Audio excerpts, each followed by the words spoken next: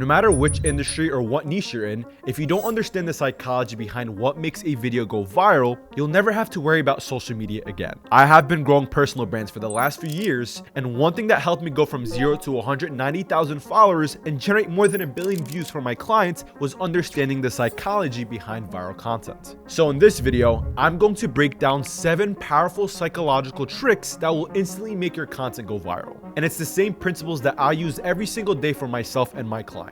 So starting with psychology trick number 1, the curiosity gap. Now, the human brain has a biological need to complete unfinished information. So for example, when you see a text notification like, hey, we need to talk, you instantly get anxiety, and your brain starts creating stories until it knows the full picture. This is hardwired into how your nervous system works. So when you encounter incomplete information, your brain releases a small amount of cortisol, which creates mild psychological discomfort. And the only way to relieve this is to get the missing information and close the loop. And scientists call this, and sorry for my pronunciation, the Zeigarnik effect, named after the great psychologist Bluma Zeigarnik. And this is why cliffhangers work in TV shows. This is why you keep reading a boring book just to find out what happens. And this is why curiosity-driven hooks make videos go viral. So let me show you how this works in practice. Most people open their videos by giving away the answer immediately. So they say like, here are 3 tips to get clients, and then list the tips. There's no curiosity gap. Your brain gets the information structure instantly and decides whether to keep watching based on the interest alone. And that's why you need to strategically put curiosity gaps in your videos. So for example, most businesses will never get clients because they ignore this one rule. And now your brain is asking multiple questions simultaneously. What's the one rule? Why do most businesses ignore it? Am I ignoring it right now? What happens if I keep ignoring it? And you've created a psychological tension that can only be resolved by watching the video. And the key to using curiosity gaps effectively is understanding the timing. You need to open the loop in the first 3 seconds and then strategically close it later in the video. But you don't want to immediately answer it. That kills the psychological tension before it can do its job. So instead, you want to open the loop, add supporting context that increases curiosity, and then finally deliver the answer or value. And this keeps the psychological tension active throughout your video. And one more thing about curiosity gaps is that they must be authentic. If you promise something your video doesn't deliver, you trigger a different psychological response called cognitive dissonance, and your viewer feels tricked and they'll never trust your content again. So make sure you deliver on the loop that you open, which leads me to our next psychological trigger, psychology trick number 2, the dopamine reward loop. Now, if you don't know, dopamine is the neurochemical in our brains that is responsible for motivation and pleasure. Every time you experience something rewarding, your brain releases a certain amount of dopamine. For example, scrolling reels will release high amount of dopamine, but working or meditating will release less amount of dopamine. And this creates what I call that feedback loop. You seek more of whatever triggered the dopamine release. Social media platforms have engineered their entire experience around dopamine loops. They want every scroll to reveal something interesting so users spend more time on their platform. So viral videos work the same way. They don't give you one big dopamine hit at the end. They give you constant micro rewards throughout the whole entire video. And here's how this works neurologically. When you watch a video that delivers value every few seconds, through pattern changes, visual switches, new information, or unexpected moments, your brain releases small amounts of dopamine repeatedly. And this keeps your dopamine levels high and steady. You stay engaged because your brain is getting consistent rewards for continuing to watch. Now contrast this with videos that are just someone talking to the camera with no rhythm changes. Your brain gets maybe one dopamine hit at the beginning when you decide to watch, and then nothing. Dopamine levels drop, attention fades, and you scroll away. The solution is building dopamine triggers into your content structure. So every 5 to 7 seconds, something should change. This could be a visual cut to a B-roll, a text overlay highlighting a key point, a zooming in or out, or even a subtle change in your vocal tone. And these changes don't need to be dramatic either. Small pattern shifts are enough to signal to your brain that something new is happening, which triggers a micro dopamine release. And you can also trigger variable rewards. Variable rewards basically means that the dopamine hits shouldn't be predictable. Sometimes the reward is the information, or sometimes it's a visual surprise, or sometimes it's an emotional moment. This is the same principle that makes slot machines addictive. You don't know when the next reward is coming, so your brain stays hyper engaged waiting for it. Now, of course, you need to make sure that you're not overdoing it, because if your video has too many cuts, too many visual effects, too many things happening all at once, you spike dopamine too high and it activates hedonic adaptation, which basically means that your brain gets overwhelmed and shuts down to protect itself. So the goal is to give dopamine spikes every 3 to 4 seconds.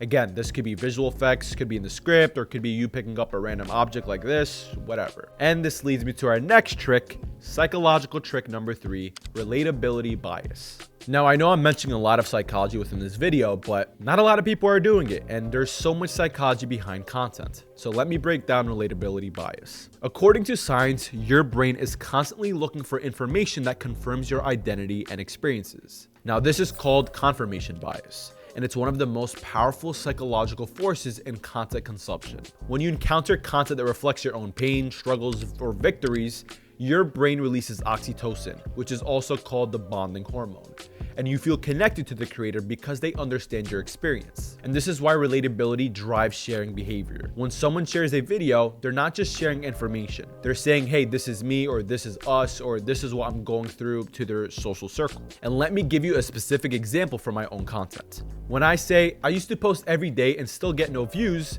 that single sentence connects with 90% of my audience watching because they've experienced the same exact frustration. And I didn't start with my success, I started with their pain disguised in my story and made it super relatable. And that is the critical difference. Most people make their content about themselves. They talk about what they did, what they learned, or what they achieved. But viral content makes it about the audience first. Your brain pays more attention to information that's relevant to your own situation. And this is called a self-reference effect in psychology. When content references your specific experience, you process it more deeply and remember it longer. And the practical application for this trick is pretty simple. You start every piece of content from your audience's perspective and not yours. So instead of saying, I grew to 100,000 followers by doing this, you could say, you're probably struggling to grow on social media because you're making the same mistake I made for months. You see the difference? The second version puts the viewer in the story first, and they see themselves in your experience, which creates immediate psychological connection. Now that leads me to our next trick, psychology trick number 4, the social proof effect. Now, the way our brains are designed is that we always crave shortcuts to make decisions quickly. We don't want to spend hours on one decision. We just need someone to show us everything and make the decision so obvious that saying no feels stupid. Now, one of the most powerful shortcuts for that is social proof. This psychological mechanism exists because throughout history, following the crowd usually led to better survival outcomes. If everyone is running away from something, you run too. You don't stop to analyze whether the threat is real. And modern brains still operate on this ancient programming. When you see that other people found value in something, your brain automatically assumes it's valuable before you even evaluate it yourself. And this is why view counts matter, why like counts matter, why follower counts matter. Not because the numbers themselves mean anything, but because they signal to your brain that other people have validated this content. And quick trick, this is why I like to show the amount of likes I get instead of hiding it. Now, what most businesses fail to understand about this is that you can build social proof directly into your content and not just rely on platform metrics. So for example, when I say this client grew 10,000 followers in 1 month applying this strategy, I'm not bragging, I'm providing social proof that triggers a psychological response in your brain. And you think, hey, if it worked for these clients, I'm sure it could work for me. And the key is making social proof specific and verifiable. And generic claims like, hey, this worked for everyone, don't trigger the same psychological response as Sarah used this and grew 500 to 15,000 followers in just 3 months. Because being specific makes social proof believable, and being believable makes it powerful. And you can layer social proof throughout your content in multiple ways. You could show screenshots of results, read comments from people who implemented your advice, reference the number of clients you've worked with, mention media features or credible sources that validate your information, and each of these elements is a micro trust builder. Individually, they might seem small, but altogether, they create a psychological environment where your audience's brain is primed to believe what you're saying. Now, of course, not everyone has social proof, so in that case, you can reference credible research, use insights from experts in your field, and show that trusted authorities back up what you're teaching. You're borrowing their social proof to build your own credibility. Psychology trick number 5, the authority trigger. Now, our brain makes snap judgments about credibility in milliseconds based on visual and auditory cues. Before you consciously process what someone is saying, your subconscious has already decided whether they're worth listening to. And this is called the halo effect, which basically means that one positive trait influences your perception of other unrelated traits. If someone looks professional, your brain assumes that they're competent. If they sound confident, your brain assumes that they're knowledgeable. This might seem superficial, but it's deeply rooted in psychological survival mechanisms. Throughout human history, quickly assessing who to trust was a life or death skill. Your brain evolved to make these assessments rapidly. Now, the practical application is understanding that authority isn't just about what you say. It's about how you present yourself when you say it. This means better lighting doesn't just make you look good, but it signals to the viewer's brain that you're professional and credible. Poor lighting triggers subconscious associations with amateur content, which reduces perceived authority. Clear audio does the same exact thing. When people can hear you clearly without straining, their brain categorizes you as more professional. Background noise or unclear audio triggers associates with low quality information. And your posture and body language also sends constant signals about confidence. When you sit or stand with a confident posture, viewers subconsciously perceive you as more authoritative. Slouching or nervous movements trigger opposite associations. Even your speaking pace and vocal tonality affected perceived authority. Speaking too fast signals anxiety or uncertainty. Speaking in a monotone voice signals a lack of conviction. And here's what's interesting. These authority triggers work even when people are consciously aware of them. You might know that good lighting doesn't necessarily mean good information, but your subconscious brain still processes those visual cues and adjusts your trust levels accordingly. And this is why production quality matters for viral content. Not because people consciously care about production value, but because their subconscious brain uses these cues to assess credibility. And that's why I also have nice editing within my videos to establish my credibility. The good news is that you don't need expensive equipment to trigger authority signals. You need to understand what signals matter and optimize for them. So for example, a clean background, decent lighting, clear audio, confident delivery, these elements are accessible to everyone, and they dramatically increase the psychological authority of your content. And one more point about authority, consistency builds it over time. When your audience sees that you're showing up regularly with quality content, their brain builds a pattern of reliability, and reliability enhances perceived authority. And this is why people who post daily grow faster than people who don't, even if the person who doesn't post consistently has higher quality videos. Now that leads me to our next trick, psychology trick number 6, emotional contagion. Now, emotions are contagious at a neurological level. When you observe someone expressing an emotion, your brain activates mirror neurons that literally simulate that emotion in your own nervous system. And this is why you feel tense watching a thriller movie even though you know it's fiction. Your brain mirrors the emotional states of the characters. And this is why you laugh harder when watching comedy with other people. Their laughter triggers your mirror neurons. The same mechanism applies to your content. If you deliver the information with flat energy, your audience feels flat. If you express genuine excitement or concern, your audience mirrors those emotions. This means that emotional authenticity transfers through video. Your emotional state while creating content directly influences your audience's emotional state while consuming it. Now let me give you a concrete example. When I tell a story about struggling for months with no results, I don't just state facts. I let the frustration come through in my voice and expression. This triggers emotional contagion. My audience feels the frustration with me. Then when I explain the breakthrough, I let the genuine excitement come through. My audience experiences that emotional shift with me. They don't just understand the information intellectually. They feel the transformation emotionally. This emotional journey is what makes content memorable and shareable. People don't share information. They share experiences. And experiences are fundamentally emotional. The practical application is simple but requires intentionality.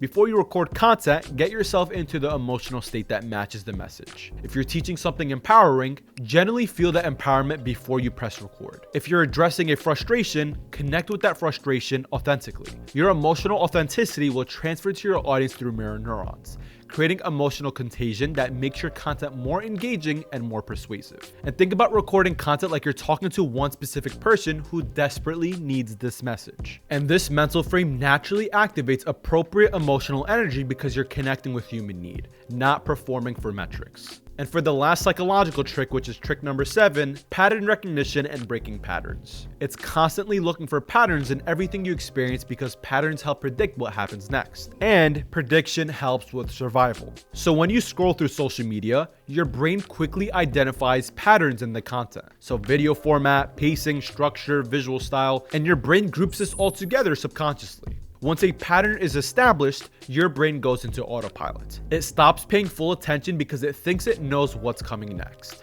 This is why repetitive content feels boring even when the information is new. But here's where it gets interesting. Your brain pays intense attention when patterns break. A pattern break signals potential danger or opportunity, which triggers heightened awareness. This is why the unexpected pause in a video suddenly grabs attention, why a random zoom pulls your eyes back to the screen, or why a tonal shift makes you focus again. And these aren't accidents. They are deliberate pattern breaks designed to reset your attention. The psychology behind this is called orienting response. When something unexpected happens, your brain triggers an automatic attention reset to assess whether the change is important. Now, we can engineer these orienting responses by building predictable patterns and then strategically breaking them. Now, here's how this works in practice. Your video establishes a rhythm. You're speaking at a certain pace, the camera's at a certain angle, and the visual style is consistent. Your viewer's brain recognizes this pattern and settles into it.